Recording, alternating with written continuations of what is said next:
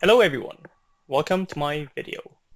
My name is Seungbong and I'm a tech research consultant at Esri UK. Today I'm going to talk about the ArcGIS API for Python and its capabilities to help us monitor environmental challenges. Before we start, I would like to first inform that the target audience for this video is for people with a good knowledge of Python and a little bit of deep learning. But even if you have never used Python before, I hope this video can give you an insight into how versatile and powerful our Python API can be to encourage you to learn how to use it. The ArcGIS API for Python is a Python library for performing data visualization and analysis, as well as data management. It can run both in an interactive fashion and using scripts. What makes it powerful is that it can help us to automate our workflows and perform repetitive tasks. With that in mind, please allow me to introduce some of the core concepts that we explore later in this video. Here, in this example, we have 4 different layers with different symbology to emphasize the data, which helps us to visualize our data better. This is called data visualization. Fundamentally, GIS analysis helps us to bring those different layers and data together to comprehend the situation in a geographic context and allows us to make informed decisions. So let's talk about our topic of the day. Just about a few months ago, Australia has seen one of the worst uncontrolled bushfires, destroying approximately 9,300 buildings, killing both directly and indirectly about 450 people. And of course, a lot of animals lost their irreplaceable habitat. If you look at this before and after bushfire Sentinel-2 imagery, we can roughly see its impact. But how can we quantify it? Damage has already been done, and we now need to think about recovery. Out of all the places heavily affected by the fire, where do we want to prioritize our effort? To do this, we need to first identify the burnt area. I decided to classify pixels using the ArcGIS.learn deep learning module. The ArcGIS.learn module is one of the Python API modules providing tools to support deep learning workflows with a geospatial data set. To do this, we need to prepare 2 things. One is any aerial imagery providing a bird's eye view of the area. This could be anything from spaceborne satellite imagery to airborne drone imagery. In this video, we'll be using the Sentinel-2 satellite imagery. The other requirement is training samples, which are these small images that you give to your computers to teach them how to identify certain objects or pixels. This could be prepared manually by drawing polygons on the features that you're interested in using software like ArcGIS Pro.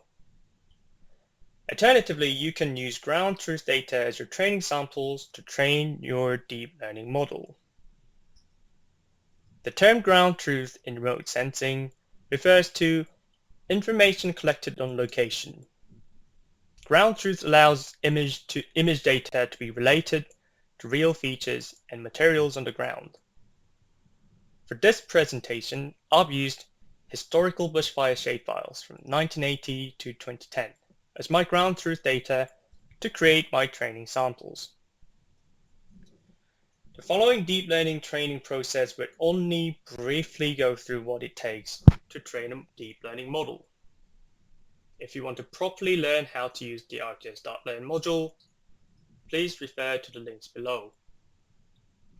Please note that there will also be another box set video specifically for deep learning. So what is deep learning? There are 3 main components to deep learning. 1. Extracting your training samples. 2. Training your model. And 3. Deploying your model. And here, to create those small image samples that we've seen earlier, we use learn.export training data. all you need to do is provide your aerial imagery and your hand-drawn polygons, or a ground truth shapefile in this case. Again, please refer to the links below if you want to know more about the arguments you can accept. Once we have successfully extracted our training samples, we are now ready to teach our deep learning model how to classify the burned area in the satellite imagery. We can preview our training samples using show batch to double check that we have the right data. ArcGIS.Learn also comes with a learning rate finder. This way we can directly obtain the optimal learning rate and save ourselves from doing a lot of guesswork. And this is where the actual training takes place. And it's as simple as one line of code.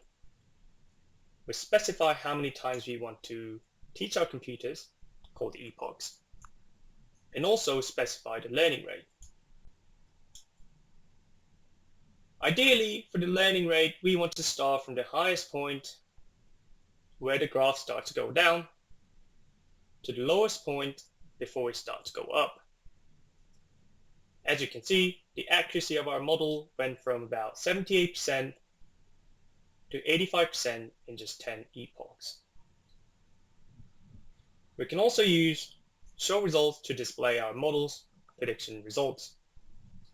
This is very important as it allows us to visualize how well our model works and gives us a chance to go back and train our model further if we believe that the predictions do not meet our expectations. Once we're happy, we can move on to saving the model and deploy the model by giving it the imagery that we want to classify. So far, you might have noticed that we have been using the Jupyter Notebook. Before we move on, I would like to introduce you to ArcGIS Notebooks, which can really simplify our work. It is a versatile web-based interface for geospatial data analysis. Now, coming back to the core concepts discussed earlier, with notebooks, we can visualize our data, perform analysis, and immediately see our results in a geography context. But more importantly, we can automate our workflows with Python to save ourselves a lot of time from doing repetitive tasks. Therefore, the ArcGIS API for Python combined with ArcGIS Notebooks can significantly make our GIS analysis more efficient.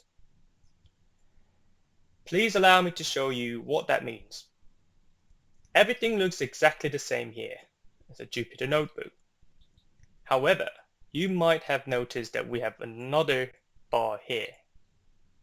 Let's find out what we can do with this. To use some of the more widely used analysis tools that the Python API offers, we don't even need to search for the tools online like you do when you use the Jupyter Notebook. Simply click on Analysis and browse to the list. Click on it to see the information and the code snippets. In my personal experience, this saved me a lot of time from having to worry about how to even search the tools I need and the keywords to use in the first place. Okay, so let's display the deep learning classification results. Just like tools, we can also easily add our data from not only the ArcGIS online contents, but also the Living Atlas, which is a collection of layers, maps, and other items provided by Esri that we can use in many parts of the ArcGIS platform. We just need to simply browse through the list and add the layer we want.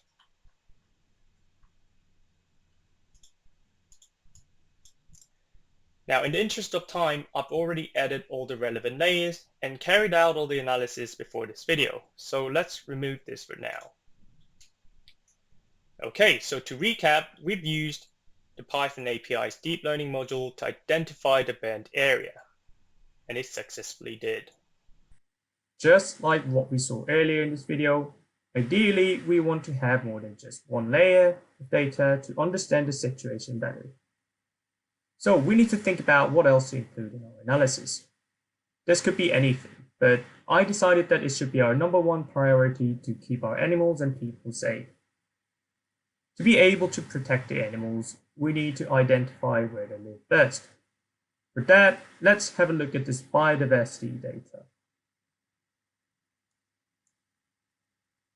As you can see, it's a little bit difficult to visualize where we need to pay our attention and allocate the limited resources to. But if you have a look at the table, we can perhaps try to focus on the larger areas. So let's make a simple histogram. As you can see here, we have many small polygons that are smaller than 25 hectares. So to make things easier, let's filter them out so that we're only looking at areas that are bigger than 25 hectares. Note that whatever analysis we carry out here can be saved directly into our ArcGIS online account, which makes it far easier for us to manage our data. Okay, so we now know where the most vulnerable species are, and it's time to focus on people. To do that, let's bring in population and dwellings data. Again, we want to find areas that require most of our attention. The table here shows that we can easily filter our data using different variables such as numbers total, occupied private, or numbers dwellings per square kilometer. Let's filter our data again using the tool find existing locations, but this time we're going to use different keywords so that the results show us only the areas with greater than 300 dwellings per square kilometer. Great, so now we have burnt layer, biodiversity layer, and populations and dwellings layer. So coming back to the core concepts we discussed earlier, we just need to bring all three layers together to narrow down the area of interest. And to do this, we can use the tool to provide new locations and specify the spatial relationship we intersect.